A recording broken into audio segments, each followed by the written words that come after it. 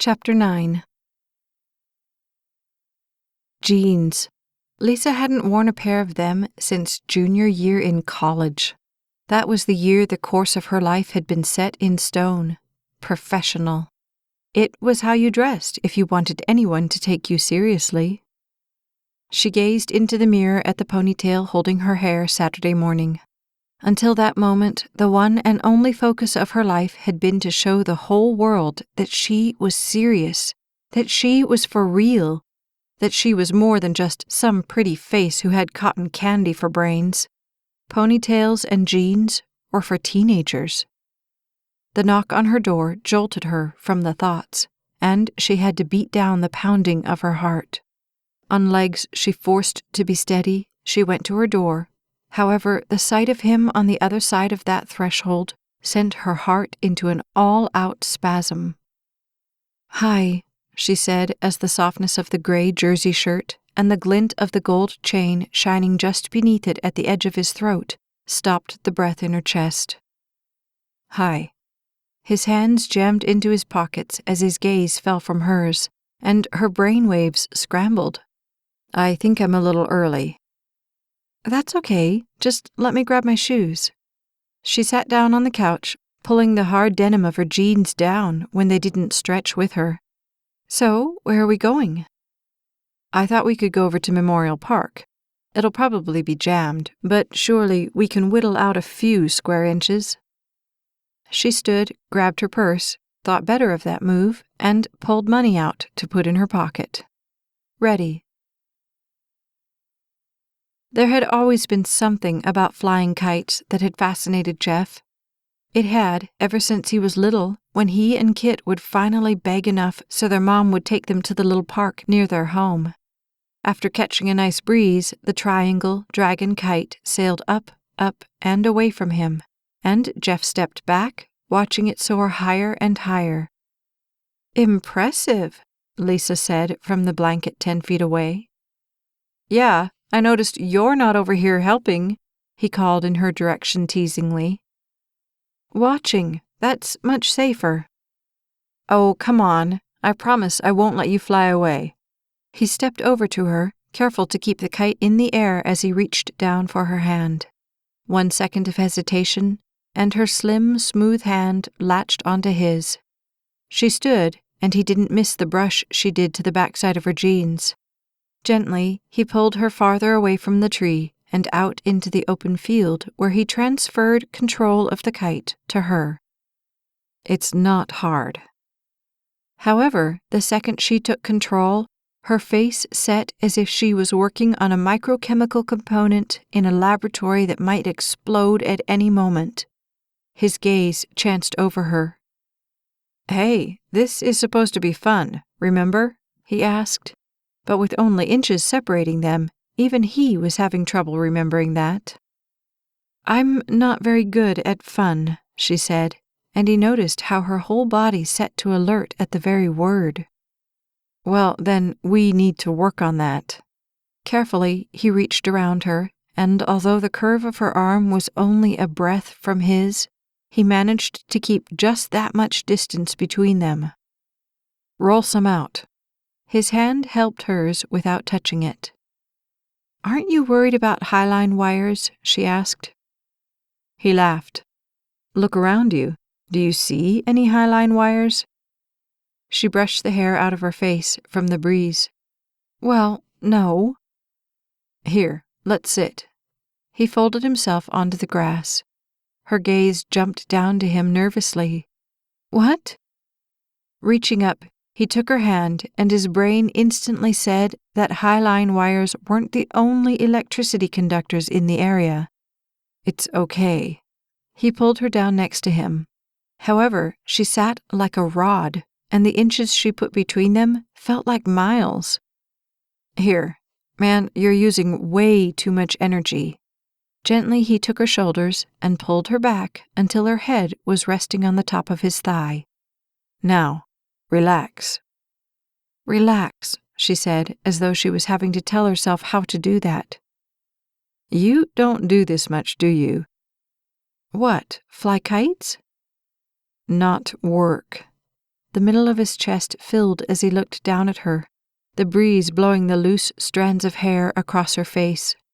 Softly, he reached down, caught them, and wound them back around her ear. "No," she said, and her eyes turned liquid when her gaze caught his. After a moment, her gaze traveled back up to the kite. "No time." "There's always time for the things that are really important." She squirmed. "Work is important." "So is this." He leaned back onto his elbows, and the kite soaring high above them didn't seem all that different from his heart. How many nights had he wished for this very moment? And how many times had he simply decided that this was too far out of his reach to even attempt? Now, inexplicably, here he was, with her. God, he breathed to himself, if I'm dreaming, I don't ever want to wake up. Lisa really wanted to shoot whoever had come up with the concept of weekend shifts. Didn't they know how hard it was to get to this place to begin with? However, because he had to get back to be ready for work the next morning, it seemed like mere minutes that she was back at her door saying goodbye. With those hands in his pockets, Jeff said his goodbye, smiled, and turned for the stairs, taking her heart right along with him. "Take care tomorrow," she called softly as the bottom of sanity dropped out from under her. He nodded, waved, and turned the corner. She didn't move as she closed her eyes. Dear God, please keep him safe. At that moment, he slapped the wall next to the staircase, and she jumped. "What do you say? Monday? Your office? 5:30 or so?" The smile flashed through her. "I'll be waiting." "So, do you want to try it?" Jeff asked Monday evening when they had left North Houston in the rearview mirror. "Try what?" she asked fearfully. "Driving." "Me?" "Sure, why not?" Lisa could think of 100,000 why-nots, but before she could voice one of them, he pulled onto an exit. "I don't know about this." "You said you wanted to learn." The car stopped, and Jeff got out to run around. After only a moment's hesitation, Lisa gingerly crawled across the gearshift and half fell into the driver's seat. The wheel seemed much bigger from this vantage point, and she laid her hands on either side of it as he got in on the passenger side and slammed the door. When her gaze slipped over to the cross at his neck, she couldn't help but think they were going to need every ounce of help it could give them. "Okay," he said. "First, you mash the clutch." "The clutch?" she asked, looking around for something that could pass as a clutch. He pointed past her. "On the floorboard, the one next to the brake." "Oh." Carefully she put her foot on the clutch and pressed. "Now you have to put it in first."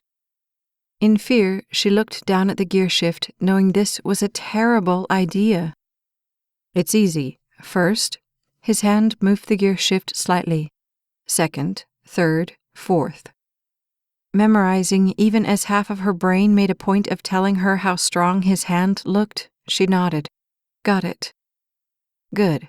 Now mash the clutch." She did. "Put it in first. Now let go of the clutch, gently." The car jerked forward with a lurch. Gas. And they were left sitting in silence. "What happened?" "Too much gas. Hit the clutch, try it again." She gripped the steering wheel and pressed the clutch as he put the car back in neutral and restarted it. "Put it in first and give it a little gas." All the rest of the world dropped away from her consciousness as she worked to coordinate her body in time with the car. It lurched forward but kept rolling this time. She looked down at the foot pedals in fright. "Ah!" "It's okay. Just get a little speed up. Now mash the clutch and shift." "Oh, yeah, no problem there." Determination fell over her as she gripped the gearshift in a stranglehold. "Mash the... which way is second?" "Down." A small click, and she was in second. Slowly, they drove to the stop sign. "Now you have to go backward through the gears, clutch, and back down." Somehow, she got all of that done and got the car stopped, too, but she had no idea how. I think that's a long enough lesson. Come on, you're getting it. One more time, just to the next on-ramp. In frustration, she exhaled. Okay, clutch, shift, let out the clutch, gas. They rolled through the intersection. Clutch, shift, let out the clutch, gas. The car picked up speed. You've got it. Don't throw a party yet, she warned, yanking all of her attention to her.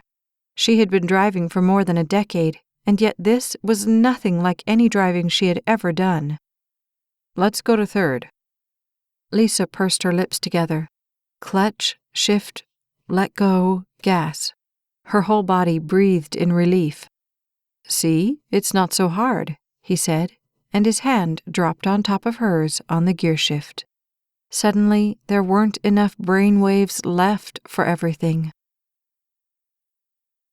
Minutes had never flown by so fast. Where they had all gone, Jeff couldn't quite figure out, because in what felt like a blink, he was standing on her apartment threshold saying goodnight.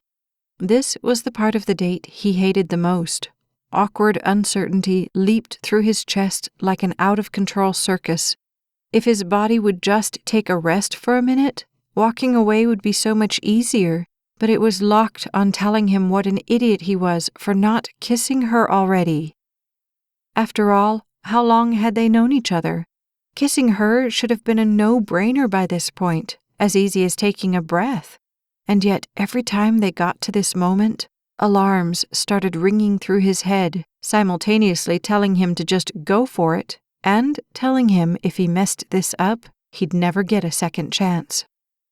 Well, I'd better go, he said, backing away from her as his hands slipped into his pockets. All-nighters on top of 24s isn't the best way to make a good first impression. The sight of her leaning against the doorpost threatened to pitch him down the stairs. He had to keep talking, or he might actually do what his heart was begging him to do. How about Wednesday night at your office? Or we could meet over here, she said, and the softness in her eyes wasn't making leaving one bit easier. If you want. 6?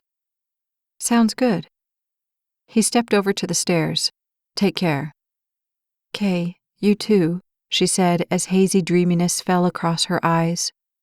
With a nod, he started down the stairs, but the need for just one more glimpse brought him back to the top, where he slapped the side of the wall and ducked back around. The sight of her slammed into him, and for a moment he forgot what his excuse for coming back was going to be. "You need me to bring something?" She smiled. "Yourself." "Myself," he nodded. "I can do that."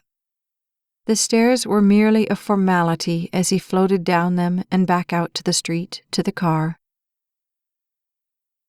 All night she was with him, in every dream, in every thought, so that by the next morning when Jeff pulled into the station parking lot, he was surprised that her car wasn't actually sitting there. However, when he parked, the fact that no one was leaving crashed him back to reality, and with one motion, he locked the car and ran to the station door. The trucks were gone. In a blink, she was gone, not because he wanted her to be, but because, to get back to her in one piece, he needed every resource he had available. Yanking one set of clothes off and the other set on, he pulled the chain from around his neck and threw it into the locker. "It's a wreck." Gabe strode through the locker room in full gear. "Pile up on the southwest. Sounds like a mess. You ready?" Grabbing his helmet, Jeff stood, ready. Chaos flashed over chaos as they snaked their way up to the scene. People were everywhere, some obviously hurt, some simply trying to do whatever they could to help. The police directed their little truck to the smattering of emergency vehicles surrounding the twisted multicolored metal that had once been cars and trucks. "We've got more Jaws coming," Captain Hayes said as Jeff's small company ran up. "What's going on?" Gabe asked for the group. "We've got people trapped all over in that pile," Hayes said, and Jeff looked over to the area where workers were swarming like bees. "There are probably some we haven't even gotten to yet. That gas truck is leaking all over everything, and the whole thing's a tinderbox that could go up any second. They're trying to spray it down, but what can we do?" Chief Hayes eyed them. "I need you guys to make sure everyone's out from the last car forward." "Got it," Gabe said with a nod, and they turned and ran for the back of the line of smashed and twisted vehicles. How many there were was impossible to know. "I'll get this one." "Is everybody out?" Jeff asked, swinging the first door open. The acrid smell of the used airbag slid into his nostrils. Nobody. He ran past the one Gabe was working on and yanked on another door, knowing the next ones were going to get progressively harder to open. "Anybody in here?" Over and over again, down the line he went, and then the doors would no longer open as the cars became pancaked together. "Gabe, there's somebody in this one," Jeff called as he yanked on the door that didn't budge. "Get the hammer. Are you okay in there?" Carefully, he knocked on the spidered glass. Movement. "Hang on, we'll get you out." "Gabe, hurry up!" Gabe ran up with the hammer. "Careful." A crack, two, and the glass gave way. Gabe yanked it back out and away from the driver. When there was a clear shot into the car, Jeff looked through the shards to the middle-aged woman still strapped to the seat. Blood streamed down the side of her face, and her moans wrenched across Jeff's heart. "Hang on, okay? We'll get you out." Furiously, he scraped the forearm of his coat across the window ledge to dislodge the glass. He reached across her and unsnapped the seatbelt. "We're going to have to pull her out." Wails pierced the air coming from every direction imaginable. "That steering wheel's going to be a problem," Gabe said with a shake of his head. "It's too close. We're going to have to wait for a ram." A moan, and Jeff knew they didn't have time to wait. "Give me the hammer." With concern, Gabe handed it over, and Jeff vaulted over the crumpled hood of the car to the other side. Trying to put enough force into his swing to get in quickly, and yet not enough to go all the way through to her, he whacked at the passenger's window. However, when the glass gave way, he knew that he and his gear would never make it into that car as one. Quickly, he shed the coat and wound his way through the window, carefully brushing the glass away as he did. "I'll see if I can get her far enough out," he called, "so you can pull her out." "I'm telling you, you might as well wait for the ram," Gabe said. Gabe was right. The steering wheel smacked Jeff on the head on his way down past the dashboard for her feet. "Ow, crud." Undaunted, he slid one hand down into the shallow space at the floorboard and wrapped it around her ankle. A tug, and her ankle slid from its perch. One more. The second one, with only a bit more work, wedged out of the tiny space. "Okay, Gabe, she's free. Grab her shoulders. Count of 3. 1, 2, 3. The woman's body slid up through the opening, and suddenly Jeff was the only passenger in the car. Moving like lightning, he extricated himself, yanked on his coat, and glanced through the early morning light where he caught sight of AJ running up with his kit to Gabe's side. There were more to get out, and she was in good hands, so Jeff ran for the next car that didn't have people swarming it. "Hey, anybody in there?" A gash in the passenger's side window afforded him a view into the confines of the interior, and opposite it lay the body of a man, arched over the steering wheel. His glazed, dead eyes stared at Jeff blankly. With a gasp, Jeff pulled back in hideous revulsion, closed his eyes, and said a quick prayer. "God, take his soul to you." "I can still hear her, but she's panicking," someone closer to the front called. Jeff's steps carried him past 3 vehicles that were so mangled, telling what they had been half an hour before was all but pointless. "You've got somebody?" "Yeah," the firefighter who Jeff only then recognized as Hunter said. "But she's so far down there, the fumes are going to kill her before we can get her out." "Can we get her some air?" "It's too tight. I can't get to her." "Do we have some air?" Jeff asked again. "Yeah." Dante raced up with a bottle and a mask. "But I don't think—" It was too late. Jeff already had the bottle and the mask in hand. "How long till more Jaws get here?" "They're on their way," Hunter said, pushing back from the wreck. The hard asphalt met his knees as Jeff dropped to the ground next to the garbled steel of the car that had somehow gone head over heels in the melee. "What's her name?" "I don't know," Hunter said. More questions of Hunter would have to wait. "Hey, hello? Can you hear me?" "Yes." 2 choked coughs. "Help me, please." Through the coughing, he heard the panic and the tears. "Okay, I'm going to. What's your name?" Jeff's hands went to work unwinding the hose from the bottle. Another cough. Reagan Cooper." "Okay, Reagan. Can you see any light from where you are?" Yeah, a little." More coughing, and he heard the sniffling too. "Where?" To my left." "Great. Good. You're doing great." Her voice floated out to him, sounding hollow and weak. "Something's on my shoulder. I can feel it." "Okay, we'll have to deal with that in a minute. For right now, I'm going to pass this little mask through the hole. Can you still see light?" Yeah, no, yeah, but not where it was." "Good. I'm going to work this thing into you. Tell me when you get it, okay?" He laid down on the blacktop and wedged himself into the small angle of sheared metal. "It's so dark in here, I can't feel my leg." "One step at a time, Reagan. Stay with me, girl. Can you see the hose?" "Everything's just so dark." "Dear God, please," Jeff breathed, pushing his arm as far into the hole as it could possibly go. The fumes of the ruptured gasoline tanks threatened to take his own oxygen, but he fought off that thought. Here it is." "Thank you, God. Good. Now put the mask on and we'll give you some air." He motioned for Dante to turn on the air. "You getting anything?" Soft words, but he couldn't make them out. "Reagan?"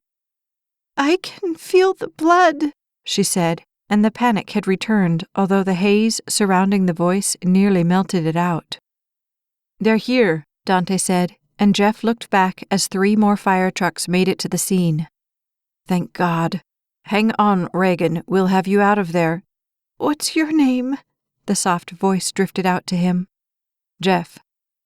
Silence, and then a small gasp. "Jeff, can you tell my parents, Jim and Mary Cooper, can you tell them that I love them?" "Reagan, now you listen to me. You hang on, girl. The guys are here to get you out." "Tell them for me, okay?" "Don't give up on me now. They're here. They're right here." "Please, Jeff, please, tell them for me." He breathed, feeling the very life in that car slip away. "Yeah, okay. I'll tell them." "Promise?" "I promise." "Jeff," Dante said, laying a hand on his shoulder. "You're going to have to move," a firefighter said as he and a partner came up with a cutter. "You're going to have to move."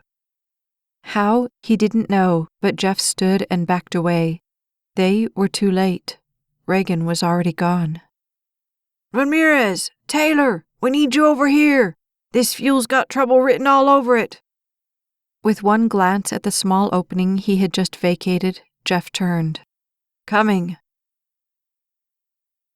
Exhaustion, emotional, physical, mental, crowded over him as he sat on the little bench in the locker room so many hours later, he couldn't count them all. He was vaguely sure that 5 o'clock rush hour would soon take over the scene they had worked all day, but even that was just a hazy thought mixed with all the others. Slowly, he pulled the chain out of the locker and looked at it. "Good job out there," Gabe said as he stopped at his locker next to Jeff's. "Yeah." Needing something, Jeff yanked the chain over his head and let out a long breath. "I kind of lost you after we pulled that one out." Knowingly, Gabe sat down next to Jeff. "You go help up front?"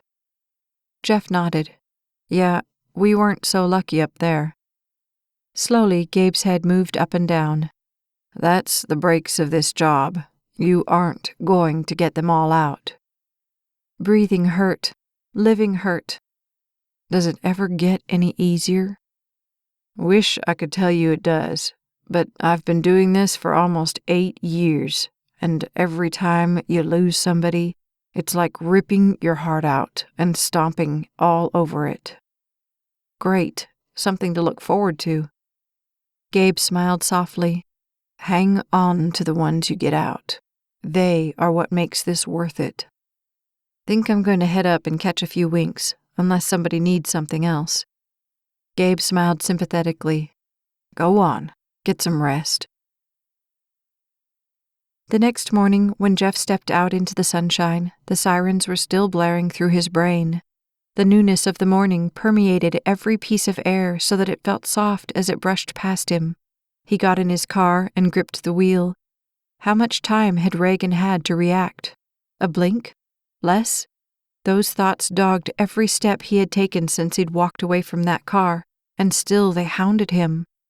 He reached down and started the car, trying not to think, trying not to replay the sound of her soft voice and the sight of the horrible bloody mess they had finally pulled out of that wreck. He was sure she was beautiful, a carefree college student on her way to morning class. His car picked up speed as he merged onto the freeway. The tears blurred the cars around him. If they just could have gotten to her sooner, if somehow he could have gotten in there to stop the bleeding, then maybe things would have been different. Then maybe... Hard, his hand hit the steering wheel. I needed your help, God. Cripes. Reagan needed you. Where were you? Huh? Where?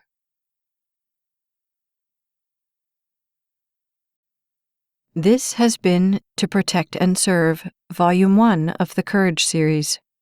Written by Staci Stallings, narrated by Becky Dowdy. Copyright 2012 by Staci Stallings. Production copyright 2014 by Staci Stallings. This has been a Braveheart Audiobooks production. You don't want to miss what comes next. Like and subscribe to the Staci Stallings YouTube channel so you never miss a second of the story.